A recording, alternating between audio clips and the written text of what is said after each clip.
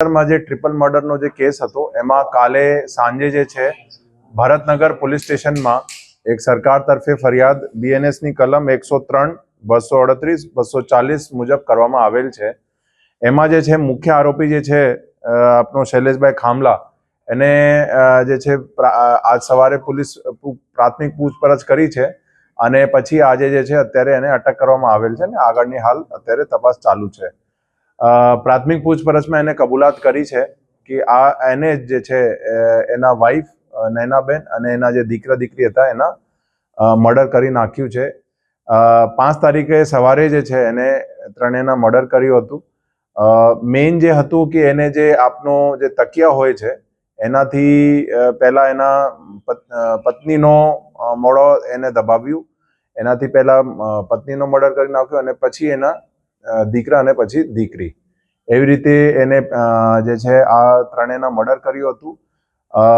પછી જે આપને પહેલા પણ કીધું કે અહીંયા ઘરના બગલમાં એક ખાડા હતો, તો 5 તારીખે સવારે જે છે એને ત્રણેય બોડી જે છે એમાં પથ્થર સાથે ખાડામાં નાખી દીધું, ક્યોંકि એમાં પાણી હતું તો બોડી ઉપર ના આવે એટલા માટે। અને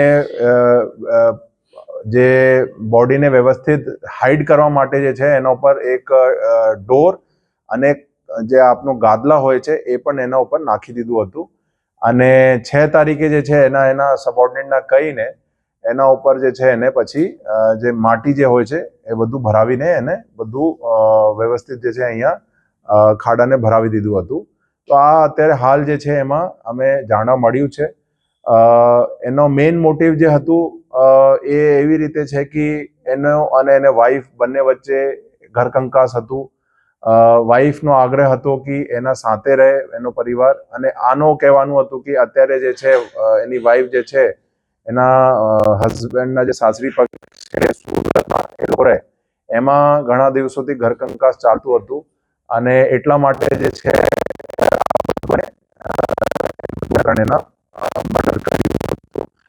એમાં એક મેઇન જે વસ્તુ જાણવા છે કે એને જે ખાડા જે છે 1 તારીખે જ 1 અથવા 2 તારીખે 2 નવેમ્બર જ એના સબોર્ડિનેટને કહીને ખાડા કરાવી લીધું હતું।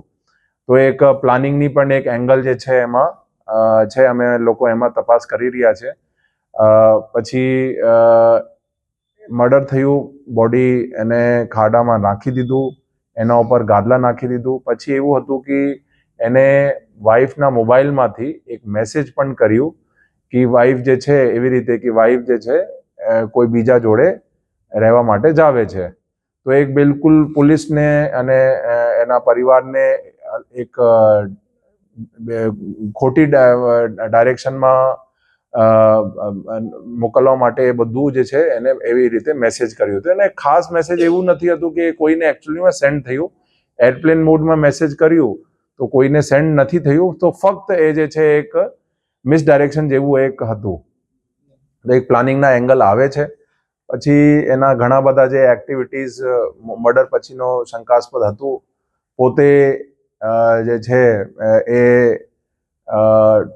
પોલીસ પાસે એને ફરિયાદ કરી, બટ એટલું કોઈના પરિવારમાં એની વાઈફ એના દીકરા દીકરી ગાયબ થાય જેટલું લાગણી હોવું જોઈએ, જેટલું એગ્રેશન હોવું જોઈએ કે નહીં મને જોઈએ અને કોઈ પણ રીતે આપ ગોતી લો, એનામાં એ મિસિંગ હતું।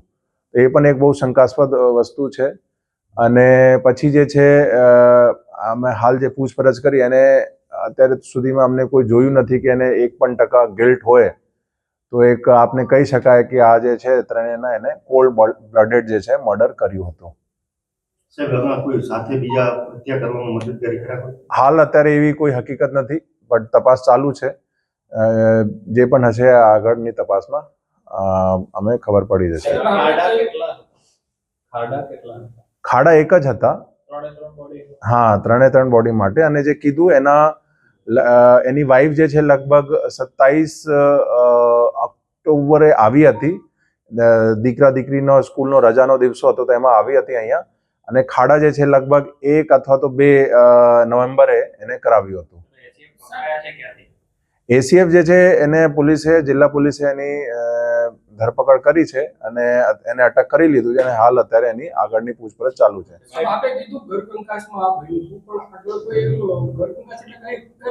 ઘરકંકાસ જે કીધું એક પ્રાઇમરી જે રીઝન હતું આ બંને વચ્ચે ઘરકંકાસનો એવું હતું કે વાઇફ જે છે એ ઈચ્છતી હતી કે એના જોડે એના દીકરા દીકરી સાથે ભાવનગર રહે અને જે પોતે જે છે એ એના માટે ના પાડતા હતા અને એમ કહેતા હતા કે એના જે સાસરી પક્ષ એટલે સુરતમાં લોકો રહે.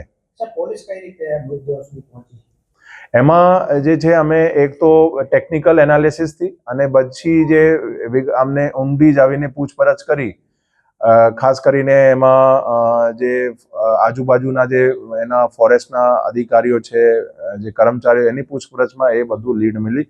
એમાં ખાસ કામગીરી જે છે અમારી એલસીબી ટીમ પીઆઈએઆર વાળા અને પીડી ઝાલાની હતી. આથી અમે લીડ મળી કે એમાં એ લોકો એક શક્યતા છે કે આ ત્રણેયના મર્ડર થયું અને એને બોડી જે છે ઘર બાજુ જે ખાડા કરાવ્યો હતો એને અહીંયા હાઇડ કર્યું હોય એવું. સાહેબ, આ તમને અગાઉ મળવા આવ્યો તેના આગેવાનો આવ્યો તે પહેલા આપને મળવા આવ્યા હતા કે ભાઈ મારી તપાસ ન કરતા એ આપને મળવા આવેલો છે? હા, એ મળવા માટે આવ્યા હતા મારા પાસે અને એક મને પણ એવું પહેલા વખત લાગ્યું કે પોતે એક તો કોઈ રેફરન્સથી મારા પાસે આવે છે. પછી અમને કીધું કે અમે બેસ્ટ તમારા માટે મહેનત કરશું, તમારી બેસ્ટ ટીમ લગાડશું. તો એને કીધું કે ના સાહેબ અત્યારે રહેવા દો, અત્યારે હોલ્ડ કરો, હું મારા લેવલે ટ્રાય કરું છું. 2-3 દિવસ પછી અગર મને લાગશે કે મદદની જરૂરિયાત છે તો આપને કોન્ટેક્ટ કરશું. બટ એના આગળથી ના મારા ઉપર ના મારા અધિકારી ઉપર કોઈ કોલ આવ્યો. અચ્છા, આ એને ગોધરામાં સાહેબને કીધું મારો દીકરો મરી ગયો છે એમ કરીને 4 મહિના લગી રજા ઉપર ઉતરી ગયા હતા, એવું કોઈ આપણા ધ્યાનમાં? એ અત્યારે નહીં, એ અત્યારે મારા ધ્યાન ઉપર નથી. નહીં, જાનવા જોગ એમાં જાનવા જોગની જોગવાઈ છે. જાનવા જોગ લેવાઈ હતી અને એમાં ભરતનગર પોલીસ સ્ટેશન અને એલસીબીની ટીમ જે છે બધી મહેનત કરતી હતી અને આ લોકોની મહેનતના કારણે જે છે ડિટેક્ટ થયું છે. આ બધું જે અત્યારે અમને આરોપીને હાલ અત્યારે જે છે અટક કર્યું છે અને એની પ્રાથમિક પૂછપરછ છે, એની વધુમાં વધુ પૂછપરછ કરવામાં આવશે. જે પણ એંગલ હશે એ અમે એમાં તપાસ કરશું. પોલીસ એટલા માટે બની કે ફરિયાદ જે છે વ્યવસ્થિત થઈ શકે છે. એમાં જે અમારા પોલીસ જે છે, જે અમારા જે જાનવાજોગ લીધી, એના જે તપાસનીશ અધિકારી છે એને બધી ડિટેલની ખબર છે. તો વિગતવાર અને વ્યવસ્થિત એક ફરિયાદ થાય અને આ અમે સ્ટ્રોંગ એક કેસ બને એટલા માટે પોલીસ ફરિયાદ લીધી છે. હા, એવું એક પ્રાથમિક છે. આમ ઘણા દિવસ સુધી બોડી અંદર હતી તો થોડી જે એક શું કહો ડિસ્પોઝ થઈ ગઈ હતી. તો બટ એમાં પ્રાથમિક એકાદમાં એવું હતું જે આપ કહો છો કે એવું હોય પુરવાર થાય છે કે બોડી કોઈ મોડા દબાવીને થી એની મર્ડર કર્યું હોય એવું આવે છે. अब એ જે છે અત્યારે તપાસનો વિષય છે. બટ હાલ પૂરતો એ કહે છે કે એને એક પ્લાનિંગ હતું કે આ બધાને પૂરી દે અને એના આ બધું જે છે અત્યારે હાલ તપાસનો વિષય છે કે બાળકોને પણ કેમ એને જે છે એના મર્ડર કરી નાખ્યું. બટ એ બધું તપાસમાં જે છે ડિટેલ આવશે. અત્યારે એવી કોઈ હકીકત નથી અમારા પાસે. હા, એને એક પછી એક, પહેલા એના વાઇફનો મર્ડર કર્યું, પછી જે છે એના દીકરી અને પછી દીકરા અને પછી દીકરી. છેલ્લા 10 દિવસમાં એવું હતું કે એને 5 તારીખે એને મર્ડર કર્યું, પછી સવારે જે છે એને બોડી નાખી દીધી ખાડામાં. પછી એને એના કોઈ નોકરી મુજબ જે છે હતું કે એને કંઈ ફિલ્ડ વિઝિટ કરવી હતી, એક બધું કર્યું. 6 તારીખે સવારે જે છે એને અહીંયા બોડી જે હતી એના ઉપર એ બધું માટી વાટી પુરાવીને એને બધું એ બધું એને પ્લેન કરી લીધું હતું. પછી જે છે 2-3 દિવસ એને પછી એના પરિવારજનોને કીધું કે આ લોકો મિસિંગ છે. પછી 7 તારીખે પોલીસને જાણ કરી અને પછી જે છે થોડા દિવસો અહીંયા હતા. પછી એ છેલ્લા 4-5 દિવસથી સુરત હતા.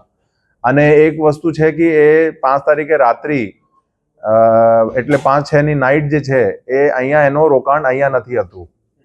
એના ઘરે ભાવનગરમાં હતા, તેમ છતાં અહીંયા એનું રોકાણ નથી હતું અને એ કંઈ આજુબાજુમાં ફરતા હતા. તો એને ક્યારે પણ જે મર્ડર પછી ઘરમાં રાત્રિ રોકાણ કર્યું એવું નથી. સાહેબ છેલ્લો સર, આ સમગ્ર ઘટનાની અંદર જે હત્યા થઈ એની અંદર ખાસ કરીને પીએમ નો રિપોર્ટ ક્યારે, ફાઇનલ રિપોર્ટ ક્યારે? પીએમ રિપોર્ટ આવશે, તે વિસરે પણ લીધું છે, એની બધી FSL એનાલિસિસ કરશે. એ જેટલું ઝડપ થાય એટલું અમે ટ્રાય કરશું કે આવી જાય. સર, એના અફસોસ છે એના ચહેરા ઉપર? નહીં, બિલકુલ અફસોસ નથી. નાટક કરે છે, બિલકુલ અફસોસ નથી. એને એમ કીધું, એને કીધું કે એનો પરિવાર મિસિંગ છે અને પરિવાર મિસિંગ છે અહીંયા 5 તારીખની સવારથી. તો અગર પરિવાર, એના વાઈફ અને એના દીકરા દીકરી નીકળે ગેટના બહારથી તો કંઈ ના કંઈ સીસીટીવીમાં આવશે. બટ અમારી ટીમ જે છે પહેલા એનાલિસિસ કરી, કોઈ પણ સીસીટીવીમાં આવ્યું નથી. આ લોકોની જે કોઈ મુવમેન્ટ હોય એવું આવતું નથી હતું.